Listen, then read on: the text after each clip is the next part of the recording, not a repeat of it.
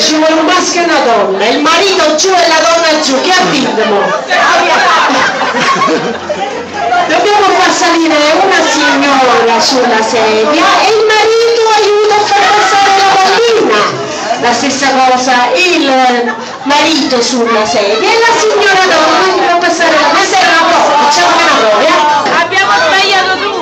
No, le donne non lo possono fare. Perché? No, Le donne hanno le calze. adesso Se rompono la pallina!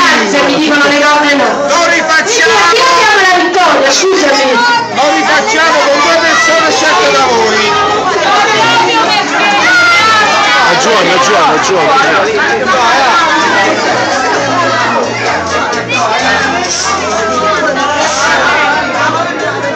Ecco qua, sulla sedia in piedi. Angela, le donne. Pure la può passare la pallina? Adesso questo è il gioco che è un po' più difficile, in piedi. Un'altra persona. Raffaele, stiamo per tornare, 10 minuti. No, sto per tornare. Giusto 10 minuti. Bene. Allora, come dicevo prima,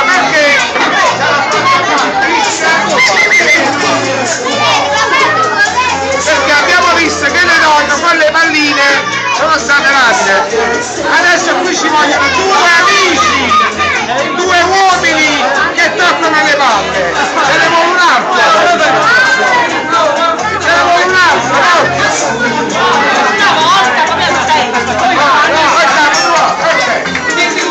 Allora, se viene il vostro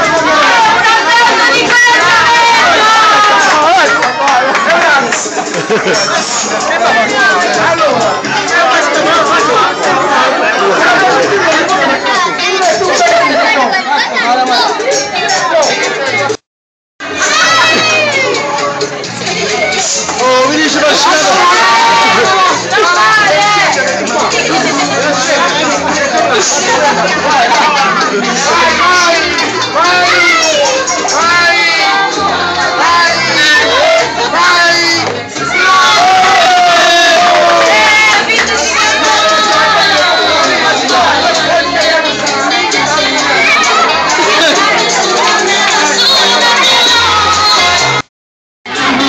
Allora dobbiamo vedere chi si aggiudica il premio, facciamo gareggiare a questo punto, purtroppo non è sono la squadra di maschi.